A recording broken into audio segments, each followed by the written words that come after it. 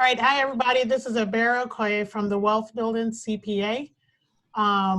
It's a pleasure to bring you information about the application for the PPP loan. So what we're going to do now is to look at just basic requirements, and then I'm going to tailor this to those that are on the call so that we make best use of this time.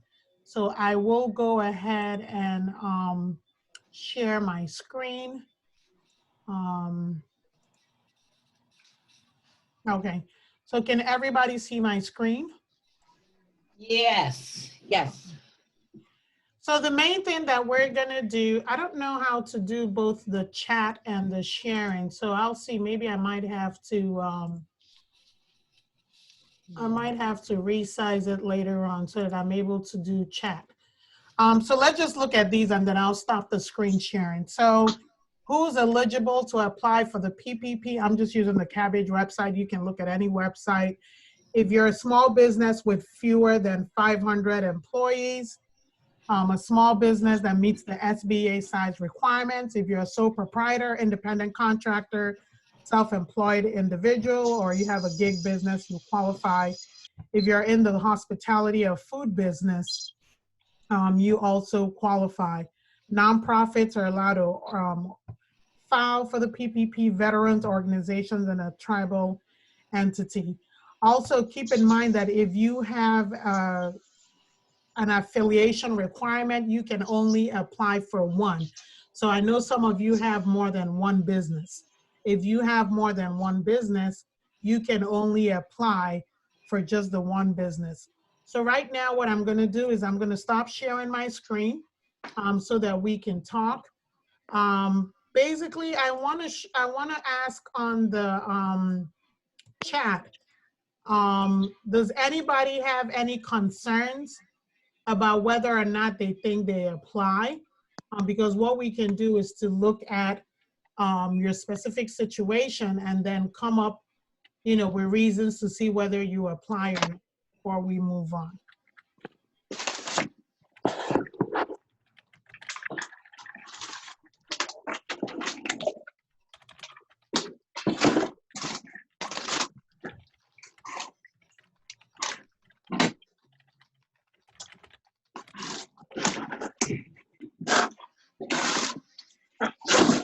Okay, then I'm going to ask another question. Does everyone qualify?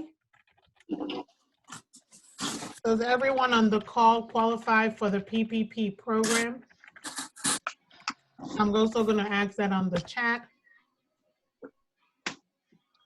All right, I see a question here. Can a real estate business apply without employees? Yes. If you are an independent contractor or you're self-employed or you're a gig worker, you are able to apply. However, it depends on what kind of real estate business you have. If you have rental real estate, then you're not going to qualify because you don't have earned income.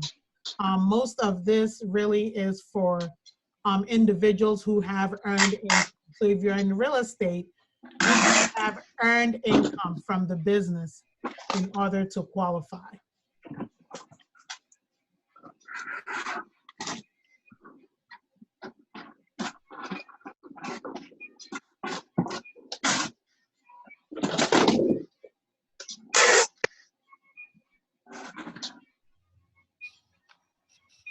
All right, are there any other questions before we move on? Does everyone here, let me know by chat or send me privately.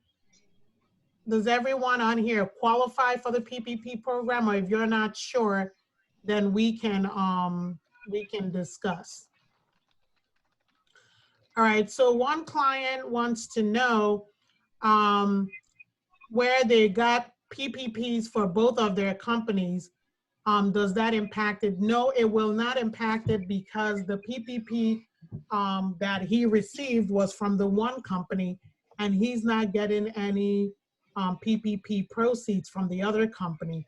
So this is a company where you have a partnership between a husband and wife, and the husband and wife have a partnership, but they also have independent contractor income. And so the question is, if the husband is going to apply for the independent contractor PPP, is it a problem that the partnership was also qualified?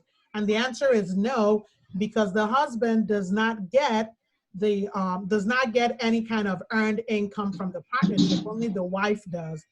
So it's fine that both businesses got the PPP as long as it's used to just pay for the guaranteed payment that the wife gets from the business. Another question is, what about home improvement business with just husband and me? So what I'm gonna do right now is I'm gonna go in and check real quick on that business to see whether or not there's a possibility that that qualifies. So I'm not gonna share the screen, but I'm gonna check it and then let you know. And then we'll talk about the specifics if you qualify.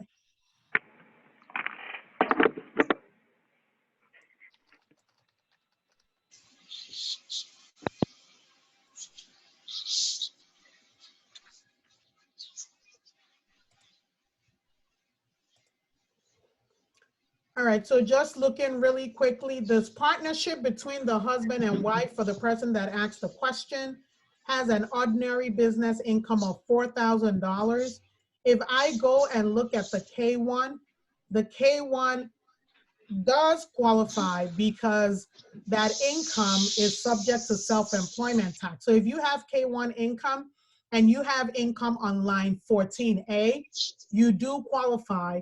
You just need to know that it's going to be a very small amount, because the amount that you qualify for independent contractors and sole proprietors, you have to do it divided by 52 times 8. So if we say that the overall income from this business that we're looking at is 4,393 divided by 52 times 8 weeks. Hold on, let me do it again. 4,393 divided by 52 weeks times 8 weeks. You can only apply for $675 that would go towards payroll. And then if you did the additional 25%, so really the most that you would qualify for under this business, that is the home improvement, is only going to be $845.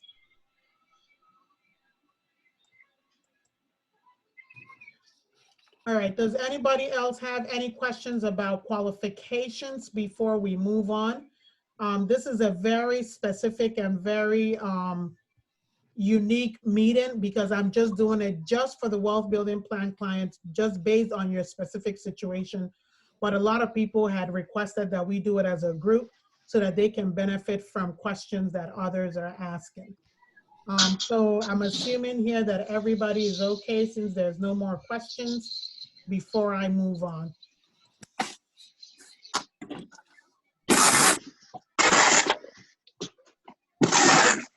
Okay, I'm assuming everybody is okay and I can move on.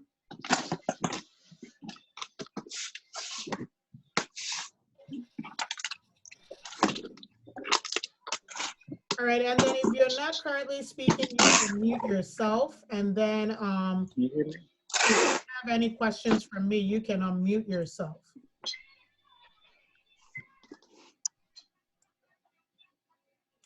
All right, so we're going to move on to the next step.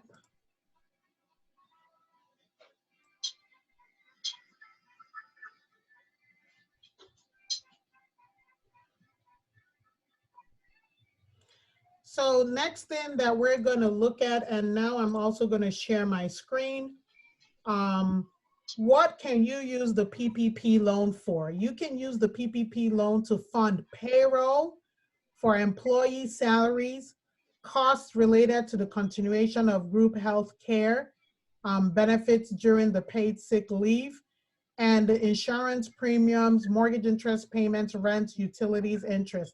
Remember that if you are a independent contractor, sole proprietor, gig worker, when we talk about mortgage interest payments, we're only discussing mortgage interest payments for the business. So the business has a property that it's paying mortgages on. It does not apply to your personal residence. Same thing with the rents and all of that information. So this is how you can use the PPP loan funds. So I'm going to stop sharing my screen, And then I want to take any questions that you have about how to use the funds. Does anybody on here have any concerns or questions on how to use the PPP funds?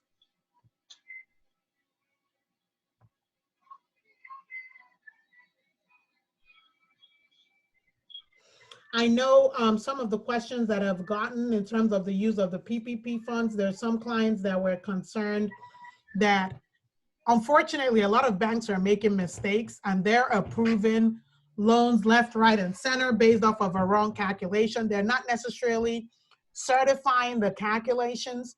So you have people that applied with an independent contractors that they have and they were approved.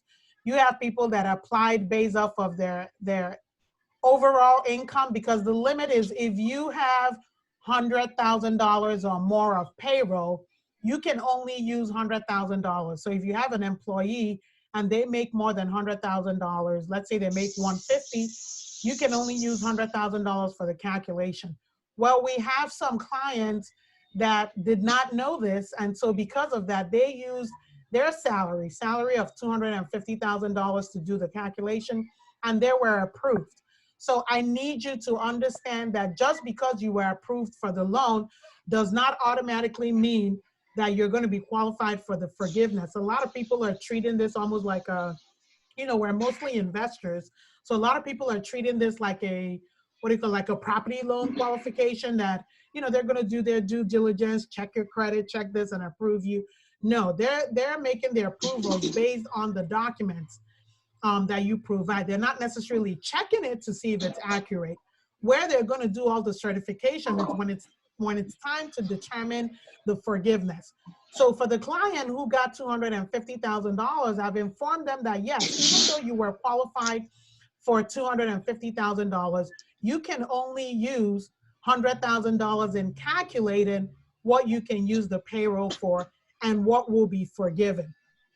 So that calculation is very, very simple. So in terms of using the PPP loan only for payroll and then healthcare, you can also use contributions to your retirement account.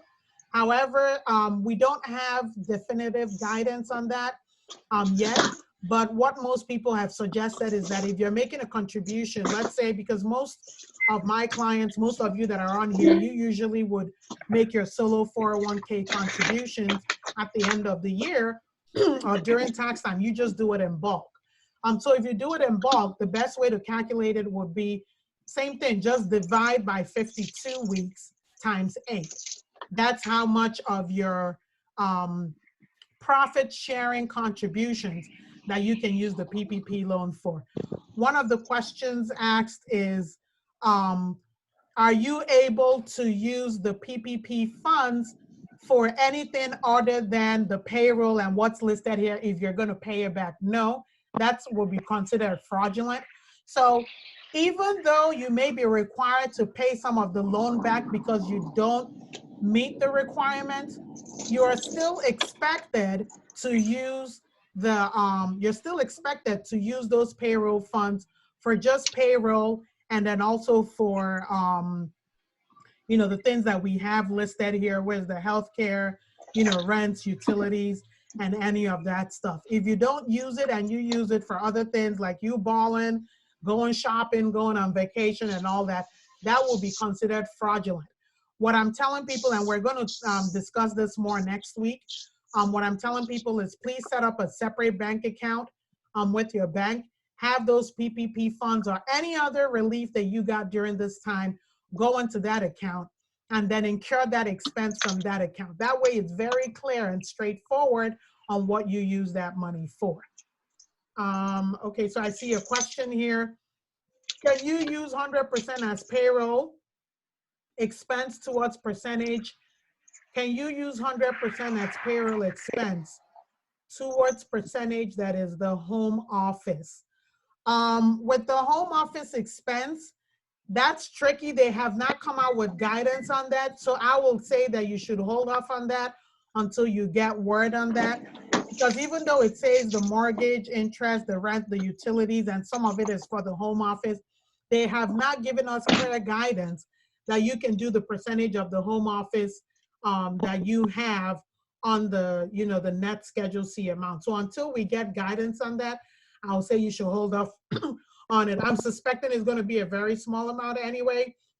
And for the client that asked the question, I'm going to go ahead and look really quickly to tell you how much you could potentially get, and then see what your exposure is. Like if you wanted to do it and then you're just waiting to get word on whether or not you're able to do that. So let me go in now to your tax return and see how much that we're currently showing for the home office, and then let's see what our exposure is. So if I go in here to the Schedule C, this Schedule C only has 1688 of home office expense. So 1688 divided by 52 times 8 is really only $260, really is what we're talking about. So just keep in mind that it may not be worth it in terms of that. Let's wait until we have clear guidance. All right, the other question is, can you use 100%? Yes, you can use 100%. The rule is, hold on, let me pull it up here in terms of the forgiveness. Let me see if they, Hi, Jerry. Hi, Jerry. Hold on, let me get through these questions and then I can take your question. So let me see here. Yeah, so the rule for it to be forgiven is that you can only use 75, you have to use at least 75%. That means if you were able to use 100% of the funds just for payroll, then you're fine. You don't need to meet the other 25% requirement with like utilities and, contributions to a retirement account or health insurance and all that. So you were able to use that.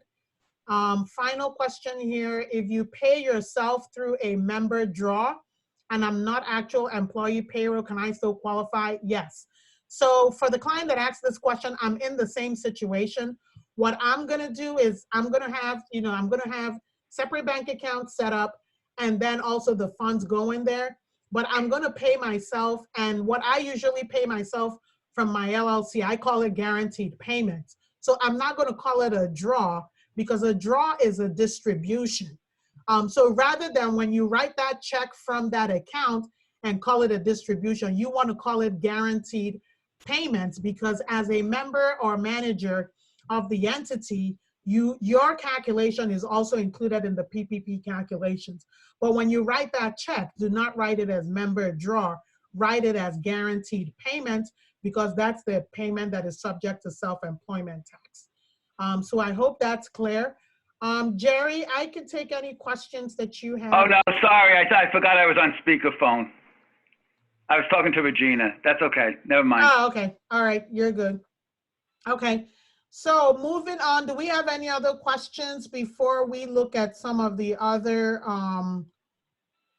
questions that people have here in terms of FAQ, and then we'll look at what it is that may apply. Okay. I don't see any other questions, so I'm going to share my screen now to the next set. In terms of when you can apply, you absolutely want to apply now. As of Tuesday, they still had money available. It's going a lot slower than the first time, because the first time all the big boys came in because they got a slap on their wrist, and all the big boys are out now.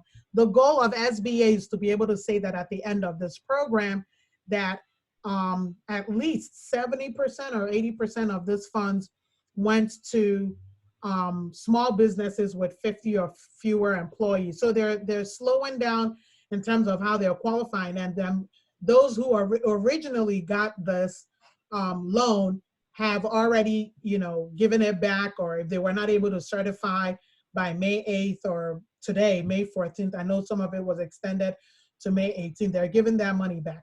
So the money is still available. So I'm gonna go ahead and stop sharing now before we move on. I do wanna ask the question, has everyone on here applied for the PPP? You can send me a private message, or you can email me. I want to know, has everyone applied for the PPP? And if not, why not?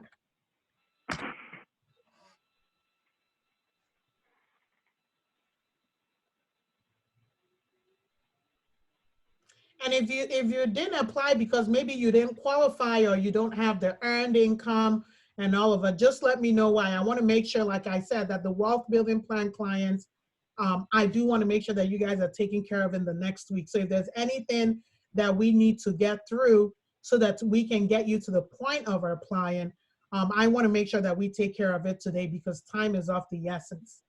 Okay, I have a client who said that they applied for real estate business, but they found out that they may not qualify because they have no, exactly.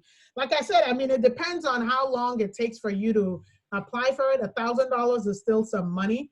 Let me actually go back into your return because I only looked at income that you had from the one business. But let me look at what you have overall going on in the rest of your tax return to see if there's anything else that we can do in this area. So just give me a minute to run it.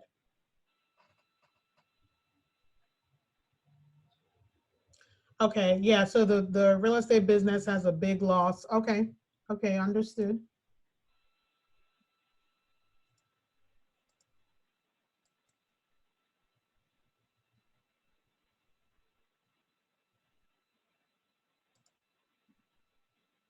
All right, just check in here. Give me a second.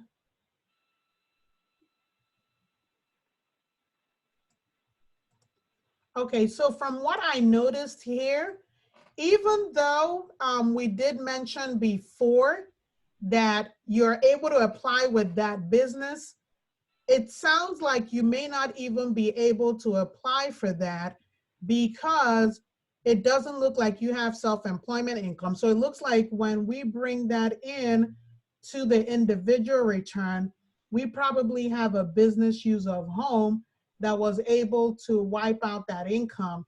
And so because of that, you're not able to use any of the income that you have. So yeah, unfortunately, even though you did have income from the business, you would not even be able to apply.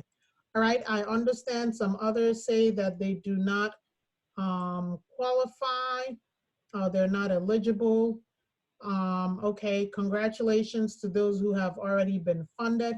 Let me also ask a question here. Who here has applied and has been funded? Oh, I sent it privately. I'm sorry, guys. I'm trying to get used to this whole technology thing. Okay, so there we go.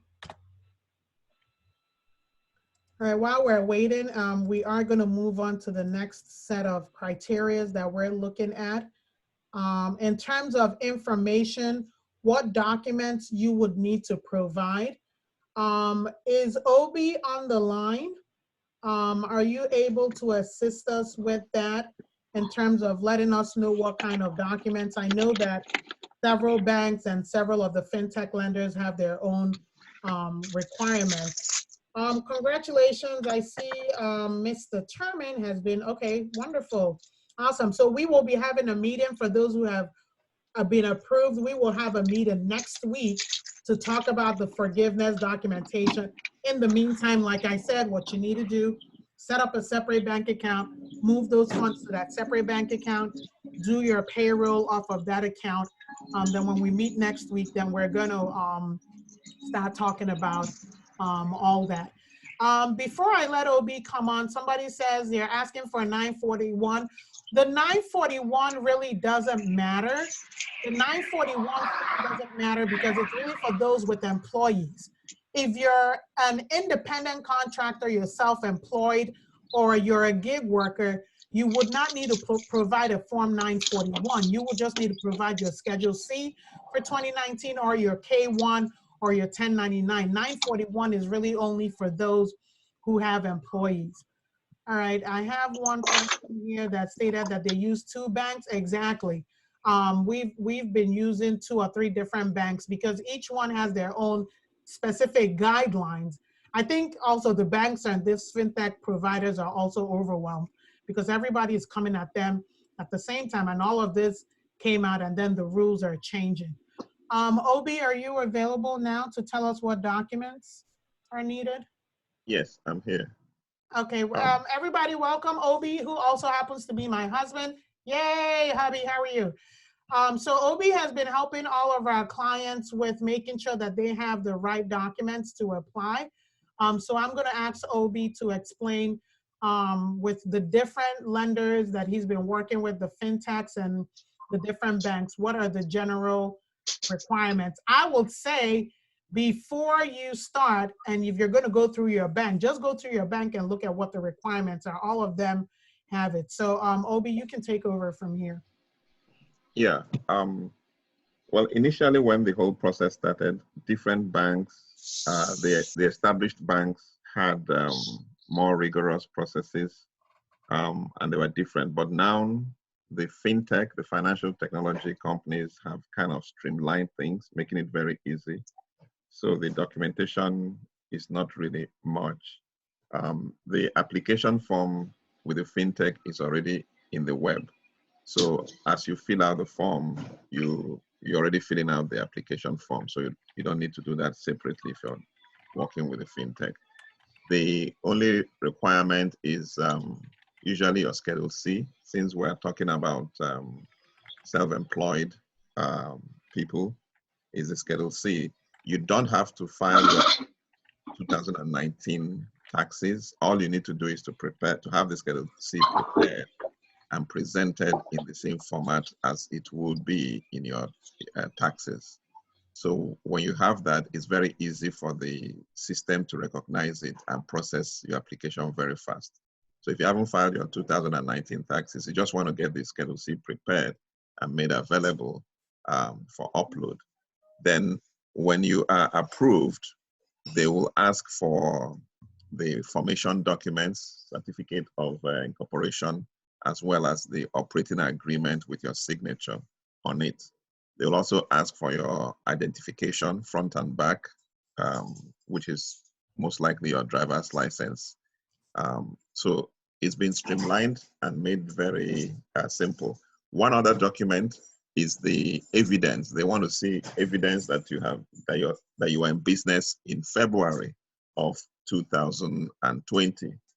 So a financial statement, a February financial statement will suffice for that, or an invoice that shows you had a transaction in February of 2020. That's about all that they require across the board. However, a few companies may have one extra thing they ask for and one extra process, but this is pretty much what it is: your Schedule C, your identification, evidence that you have been in business in 2020, your bank statement for 2020 February, works for that.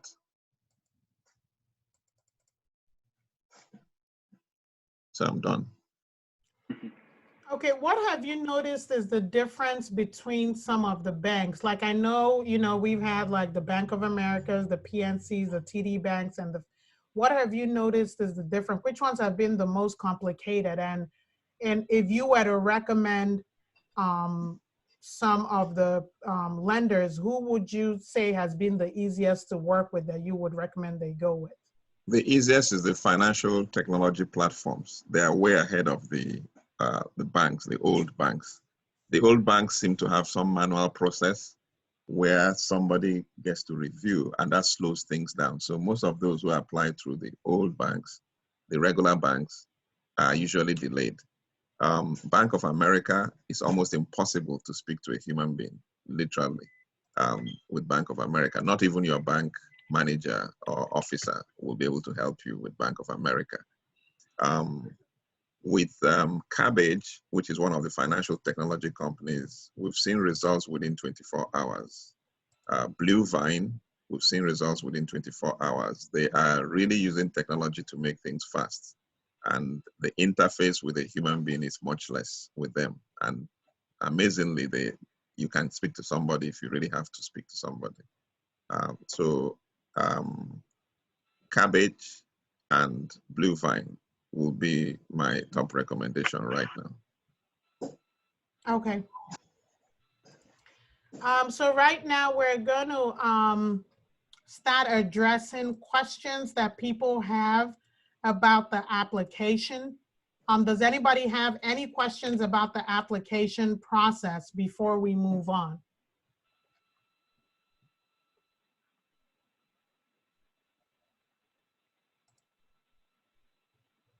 Everybody is okay. You know what you need to do in terms of actually applying for the loan?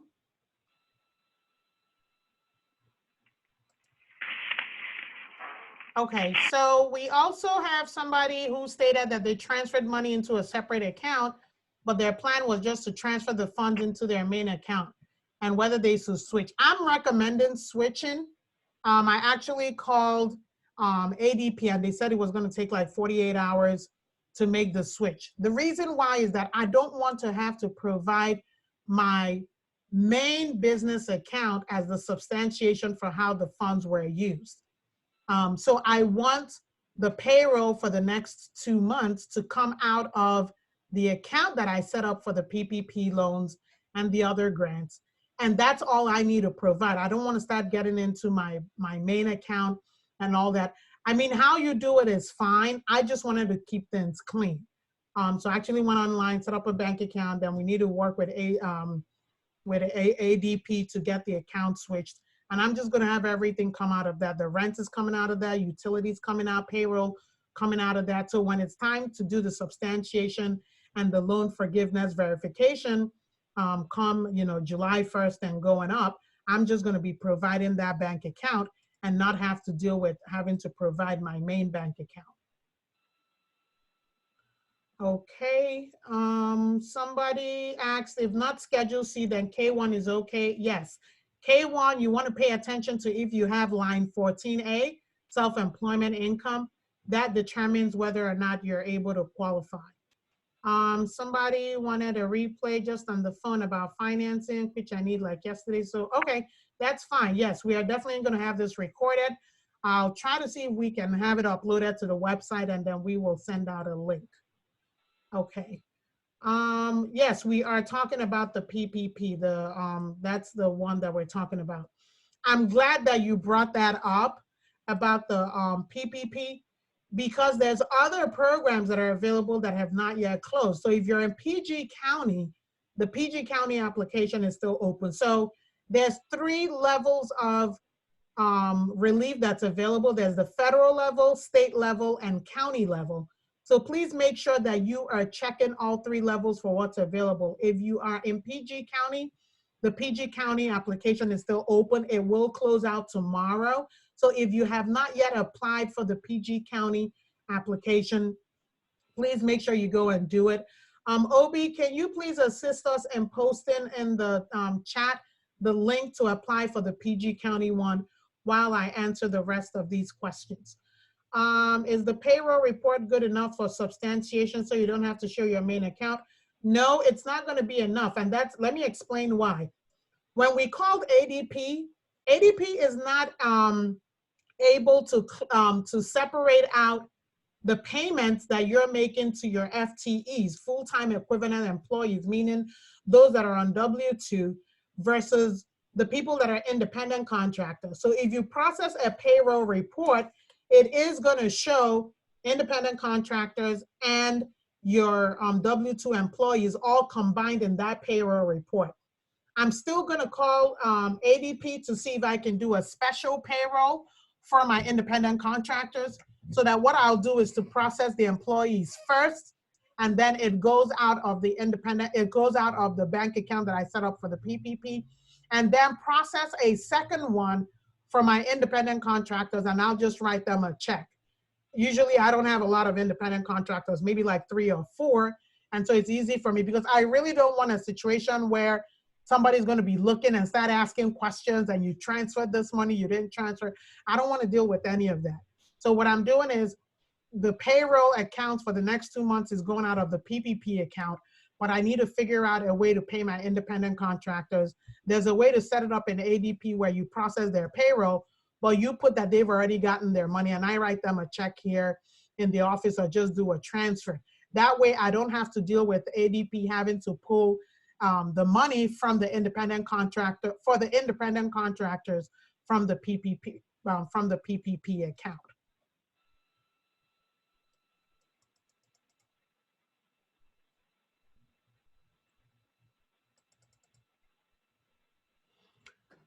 Okay, let me move on to some other things. So we're going to share my screen again now. Let's just look at some other things here. Do you need to pledge any collateral? No, you don't need any collateral. You don't need to personally guarantee the funds. You need to look for other funds. Now, keep in mind that they are expecting you to do a certification that you need, that due to the current economic climate and due to the uncertainty due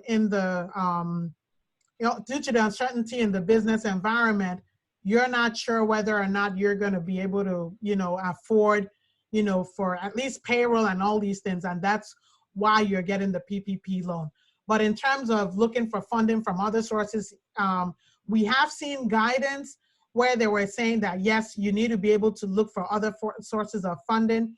But then they came out with additional guidance and said that they were talking more to like the public companies that have monies and have other ways of achieving it. So like, when, Harvard, when they talked about how much money they have in endowment funds, they definitely don't need the PPP. Like that's not my opinion. I'm just telling you what was said. So you don't need to, be worried about other funds. Can you get PPP if you have other? Yes, if you have the EIDL, SBA, any other kind of loan, you are able to get the PPP and the EIDL. However, you cannot use it for the same level of expenses. You would need to use it for different expenses. So if you have the EIDL, maybe what you do is use your PPP for these 8 weeks, and then after the 8 weeks, you can use it for payroll and rent and all the other things after that 8-week period if we're still having problems. Can I also apply for the EIDL? We talked about that. Can I get more than one PPP loan? Absolutely not. What if you have multiple businesses? We already discussed that. How long will it last? It's open to June 30th, but I'll add, until the funds run out. Are there any origination fees? No, there's no origination fee. What if you haven't filed your tax returns? Obi just talked about that. You're still expected to prepare a Schedule C and have 1099s and K1s available. Even though they're saying here that K1s as proof of payroll is not allowed, you are allowed to submit the K1s because this came out before independent contractors and sole proprietors were allowed. We've been submitting K1s and they have been okay. What if I have a single member LLC? Yes, you will do a Schedule C. I'm concerned about security. We already dealt with that. So I think all these things are pretty much just major things. I don't have employees. We've already addressed that. Can you withdraw your application? Yes, you can. Then we talk about repayment. So what I'm going to do now, I'm going to stop sharing my screen and address any other questions that people have before we move on.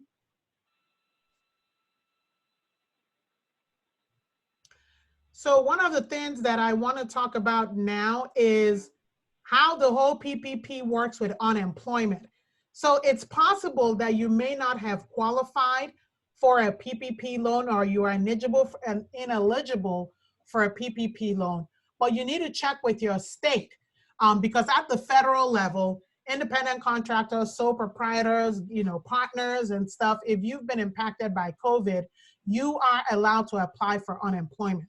And in most cases, if your income is about $65,000 or less, you're actually better off applying for the unemployment than applying for the PPP loan. The reason is because the unemployment is usually for 13 weeks and it's retroactive to when this whole thing started. So even if you apply now, it's retroactive to the middle of March. All hope is not lost if you don't qualify for the PPP. If you're having significant financial issues from your business, and you were unable to get the PPP, then look at the unemployment. Look at filing for unemployment with your state. Look at what those requirements are. But pretty much, before you were not able to qualify for unemployment, but they have this window of time where you qualify for 13 weeks of unemployment in addition to that $600 that you're going to get every week. Any questions about the unemployment before we move on?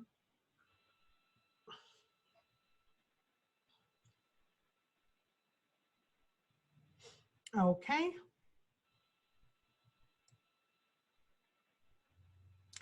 So now let's look at the forgiveness piece. I am going to share my screen. Your PPP will be forgiven if you use it to cover payroll, a mortgage interest over the 8-week period. Remember that your 8-week period starts the day that you receive the loan. So if you got the loan today, your 8 weeks starts today. If you got the loan last week, your 8 weeks starts from last week. There's some people, if you think that you're going to get to the end of the June 30th and you're not going to have 8 weeks, a lot of people are suggesting that you go ahead and process a final payroll that last week of June.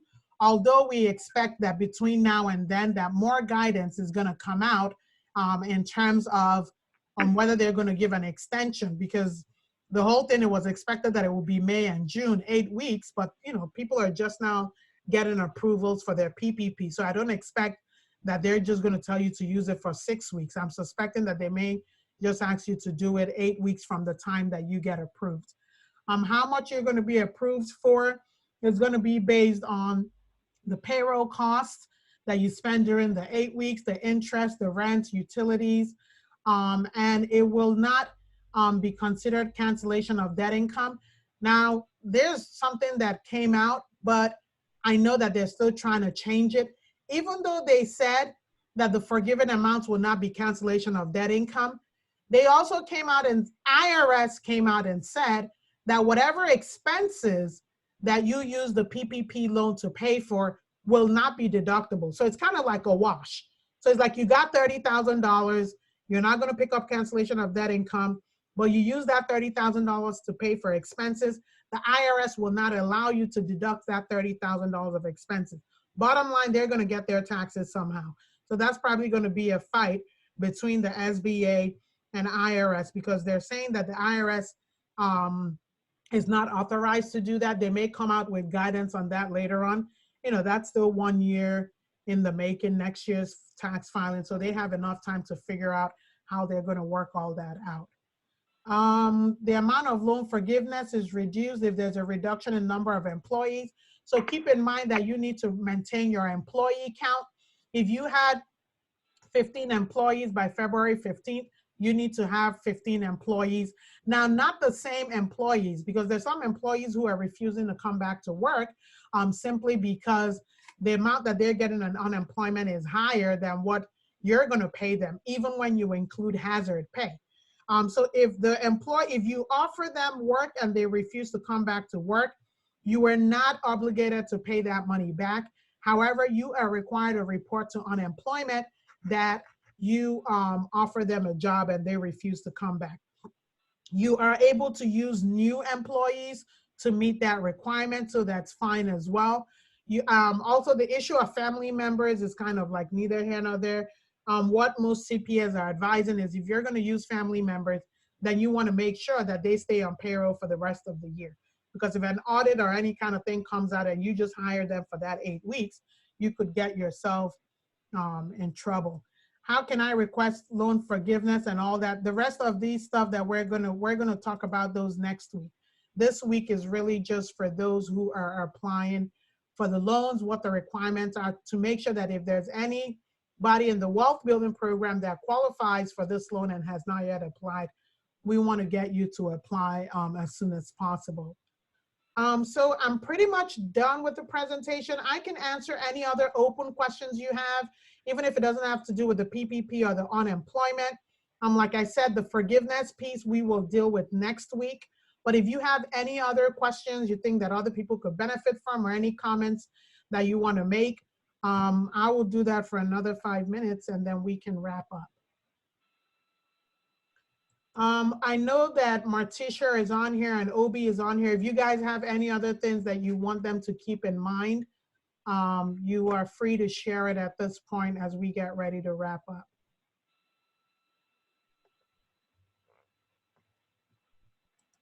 All right, I'm gonna type here.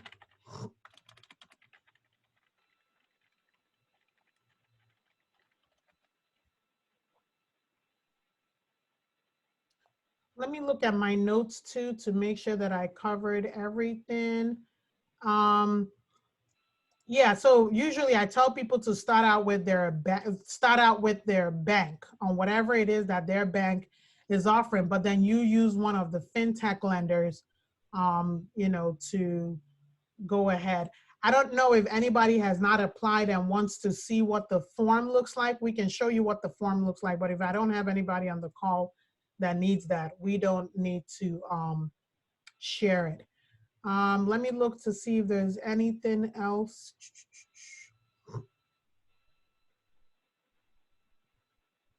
All right. Also, I care about you guys individually. Please, if you have anything going on, please let us know. I know some clients who have actually caught the COVID. Thank God that they're recovering nicely. We actually had a severe case where the client was in a coma for 40 days. They're recovered now at home. So we thank God for that. We've lost a business owner across the hall from us. He had existing conditions, but unfortunately he caught the COVID and he passed away. So we're going to be talking about that, you know, in the last meeting, like in terms of preparing ourselves for everything that's coming down the pike. Life is not going to be as usual. You know, definitely there's going to be things that we're experiencing, but I'm also excited because everybody on here is some type of real estate investor. You are on this line because you're involved in real estate. And I feel that real estate is going to face its hit later on down the road. We just need to be prepared and have money available, finances available to be able to pick up some properties, you know, really dirt cheap. This is going to be coming really, really soon. Okay, somebody has a question. What are we to use for any of the applications when asked for 2019 returns? Yes. So if you don't have 2019 returns, Obi already addressed that.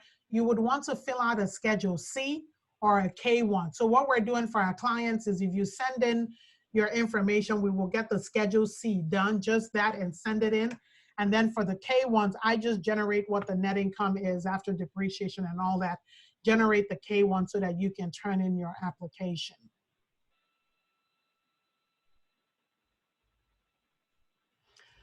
All right, we are helping people apply for the PPP. So if you're interested in applying for the PPP and you want our services, please feel free to reach out. Other than that, I want to thank everybody. I'm just going to go ahead and stop the video now. Oh, stop the recording.